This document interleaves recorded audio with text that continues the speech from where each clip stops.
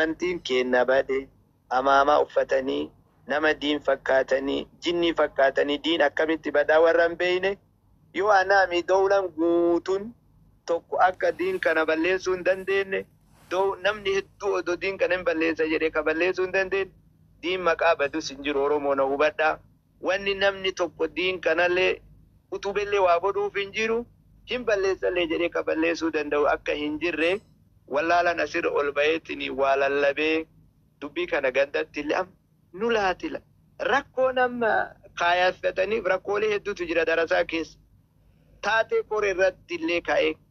kamaal waan kanarraa akka hin dubbanne jedhanii keessa nama hedduullee natti erganii na haasofsiisanii jiran wanni darasallee namoonni hedduu miidiyaa kanarraa na jibbaniif gurbaan kun waan bakka namni hin tuyde tuqaa waan namni hin dubbanne dubbataa hawaasa keenya kanarratti rakkoo keenya nu saatilee nu jibbisiisaadha irra caalan darasaa namni shaabii kana natti kakaasuu yaale mee namni maaltu uummanni kun jibbaa namaa yoo hin ta'in jedhana nama sirba poosti godhuun artistii jedhan namni lafaa ka'e akkana jedhee ni darasama namni biraan hin jenne maqaa kana kam hoggaasu har'allee artistii kennan namni mee jedhana namni raayyaa maxxansu namni amantii islaamaa hin qabne maxxansa islaama jennaaniin namni sirba sheerima godheef artistii ta'a artistii maqaa kabajaati an jibbaafi miti waan ati hin qabne kanaan si xureessu maqaa si yakkanii waan jedhu amma dheengadda gaafa ayyaana haramatti sirbi baname jaan malaawii namni baay'een keessaniin beektan qa'aa Malik Abdulaziz gadiima kan isa tolchanii achi keessa iyyaa sirbisiisaa bulan yoo afaan Oromoo ta'eef kaaba wannoo ta'uu dhabde malee awwallaa achi dhaqee dabarsa laayivii dabarsa jedhee dhaqee moo'idhan qabdu warri ni moo'idhan jedha Haaris na seensisuu inni didee jennaan hadiiqaa Malik Abdallaa dhaqee gaafsadhani silaa haramarra wallahi kiiloomeetira 3 geettu Malaawii bakka qaa'an kun jiru ummanni keenya waan hin beeyne irraa sirba waan hin beeyne sifaala alaa kulli haalin ergaan an dabarfadhu kanuma warri sappoortii nagoota warri na dinqisiifattan haalli an keessa jiru kana inshallah rabbiin jedhee walitti deebinaa kana naa baraa naa dhagaa kana jeesse Oromoodha kana jeessise darasaa darreedha ka horii gadi naqe wallahi billahi yoo xiqqaate riyaala 6,000 walii qabame namni afurii kun birrii 500 bichaan aarsaa kafalee akkasuma irratti hin dalagu tokko isaaniitti mumkin 2,200 10,000 fudhatanii waan kana dalagan birrii xiqqaan rakkoon kun hin raawwatamne horii xiqqaan sigalee lubbuu nama laakiin hidda isaa kafageef wallahi nama sheekatitti biyya alaatitti nama biyya barraa Suudii jirutti dawwalanii waan akkanaati jennaan miidiyaa seentanii dubbii kana isinaa ebalu akkan dubbanne ati gastii nama ebalu hin dhaqiiti darasichi kun amma waan hin taane dubbatte ajandaa fide nu hin beeyna dhaqneetiin hin dubbifne nagaa jira obboleessa kiyya dhaqee dubbise ajandaa miidiyaa irratti akka ajandaan argadde sigalee akka namni hin dhageen akka dubbiin isaa fudhataman godhe nuu godha kana rikkaatti nuu waraabamee jira jedhannaaf hin ergin malee namoota gastii seenuu danda'ani dhaqaa dubbii kana kashafsiisa kana jeesisiisan dhiisanii shira akkamii xatan namni dubbatullee akka miidiyaa irratti illee dubbiin kun dhageettiin argan nama waliin nu eeyofa namni na tumsiise yookaan jimma jedha yookaan argee jedha yookaan ebalu jedha gaafsan namni gandaa walitti bu'a akka dubbii isaa kana namni jalaan dhageenne godha namni itti bilbila sheeyni guddaan naa hime fudhata dide malee namni sheeyni guddaan nama keessa na kaa'ee bilbila akka keessa jiru quban qabu namni kun lakkaan waan akkanaan dubbadhu maal jenna yoo tasa ta'e wanni kun dhugaan miidhame akkamitti wanni akkasii ta'a yaa Oromootiyya kakalee martii maalii ta'a jedhe akkas godhaa jedhe sanuu waan goone maa ofii wal ajjeefna ka gaafatu gurbaa kana rabbi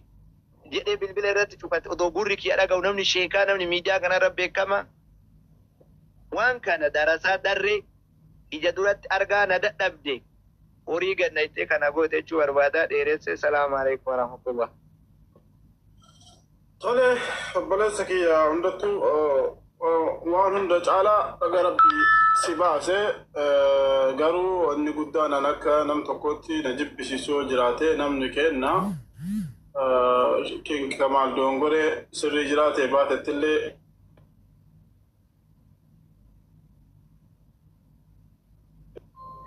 وفي غرفة وفي دانا تملي على قاعدة نمان آلاني أنا قاعدة نما وننجلني كوني قرتي دينو ما إرى آكراتي ولا لهم على اللمو بيكان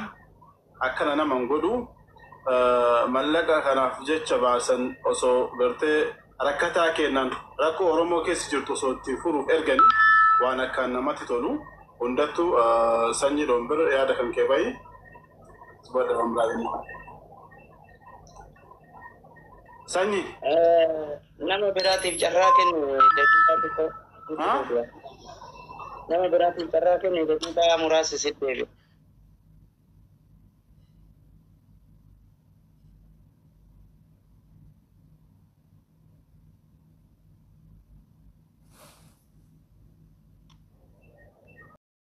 Let's go guys. Share bara. Amin wajjinu baga jira. obboleessa keenya Sheekh Kamaal baga rabbiin isin baase waan kana social media kana irratti dhageenyallee ergaa kaleeti baga rabbi si baase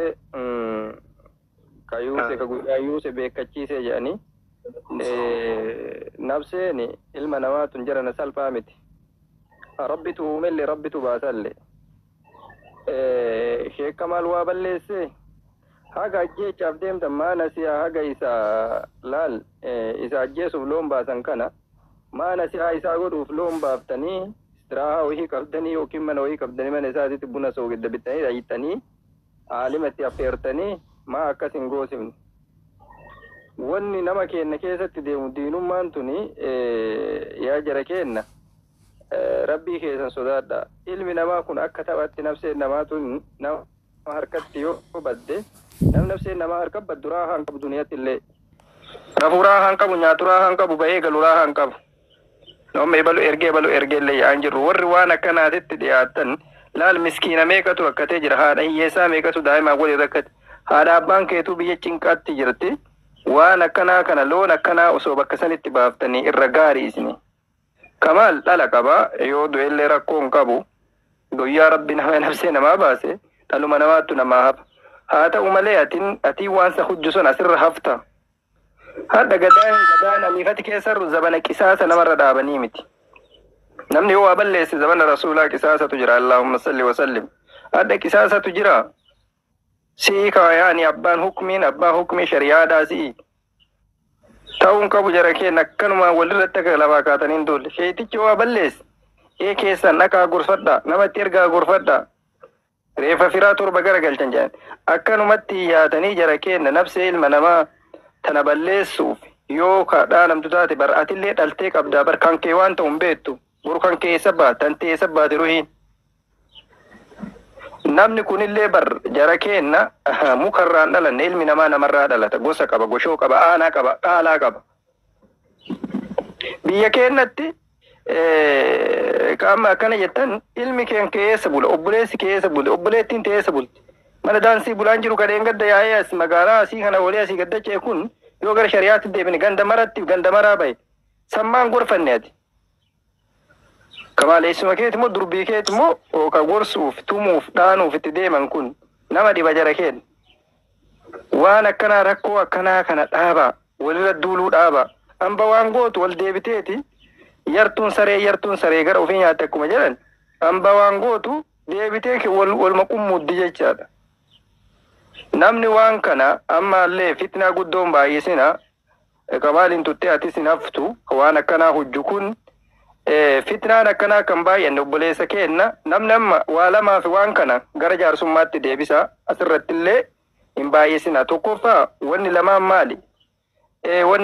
wanni lamaa fi keessaa waan kana fixaa jedhee tokkoffaa namni waan kana amma jammare kun asitti hin dhaabatu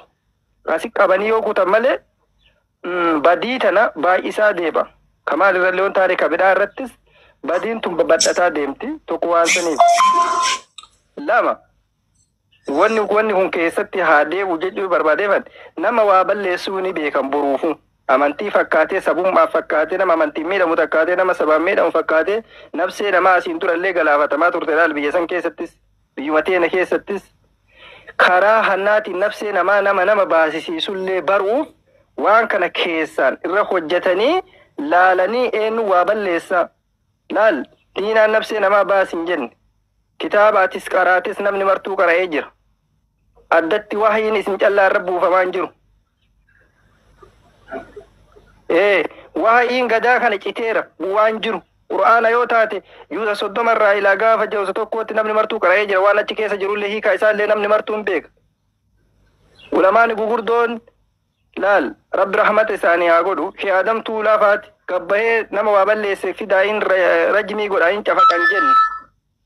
gorsanii bira dhufan malee rasuulli keenya gadaa isaanii Allahumma salli wa sallim nama zinaa godhee itti dhufe duddarraa gara galanii bara akkana jedhe jennaan maaliif haa inni toobatu ati maal argattee nama ajjeesuuf deemta biyya teessa osoo jiraatteeti birri man akkasi bichisiiftee nama galaafatta yoo gootellee bar namni gosa qabaa bar ibidda si qabaa akkana sidhiisa seeta ilmi namaa nafsee ilma namaa baasuuf ka deemtu Sheek Kamal karaa irra jira jedhaan jiruan yoo karaa irraa maqe gosa qabaa gosatti niman bilbiltanii aanaa qabaa aanammaa niman jaarsa buleessa keessara gosa keessara maa gosatti niman gosaa ol ta'eera nama waliin jiraatu hiriyyaa isaatii kanaa ol ta'ee hin jiru bar qaallicha kan ufiin karaa irraa massuuf ooftan malee jara keenna akkadamittiin inni okkolti yaani bada ballitti jennaan dhiirsaan inni illee okkola namni mana kana keessa jiru martuu akka hin qaqqabu jette arrabsuu sodaattee jecha isin martuu namni gadaa kanaa eenyutu akka qaba eenyu akka qaba yaani inni asumarra bahee arrabaa waceef diineeffattanii tolchee jedhaan jirru yoo balleesses keessaan gorfatan waan ta'eef waan akkanaa kana dhaaba fitna akkanaa kana dhaaba laal biyya san keessa Suudii kana keessa nafseen ilma namaa gizee baay'ee baddi nafseen ilma ol deemuu ilma gaarii baddi idaa hanna akkanaatiin nafsee namaa balleessitan jechoo warri nafseen ilma namaa baddee dhokattillee tana keessa haa argatu waan kana hidda isii qotaa baasa ilma namaa idaa biyya san keessatti akkaataan ilmi namaa itti wal fixu karaa kana jechuun biyya beessifata namni ofirratti inni asira biyya yoo beessifatan gosaa gashoo walii yaa'eeti hirriba warra dhooggan ilma waan akkanaatiin deemu gosatti yoo himatan gosti sun baatee hamba keessan galtu wal beennaa bara jaran akkamitti akkana hojjan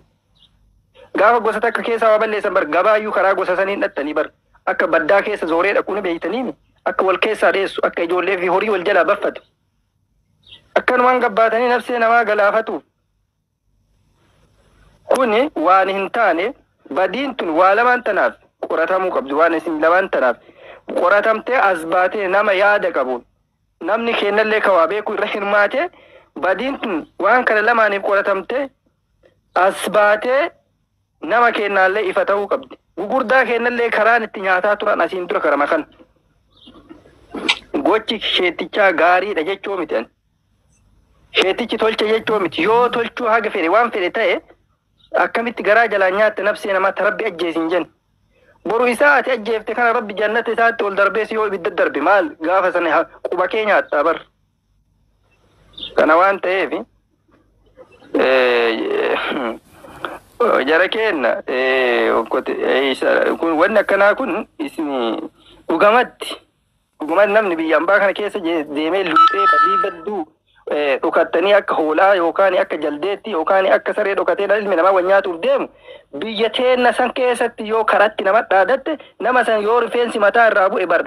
gosti sun si albaaftii bar isa ajjeese jedhanii rifeensummaan mataa yoo irraa bu'e situ albaa boroo si albaazanii bar kanaaf wal eeggataa bar ilmi namaa namni lafaa ba'ee hin jiru eeggadhaa wal eeggadhaa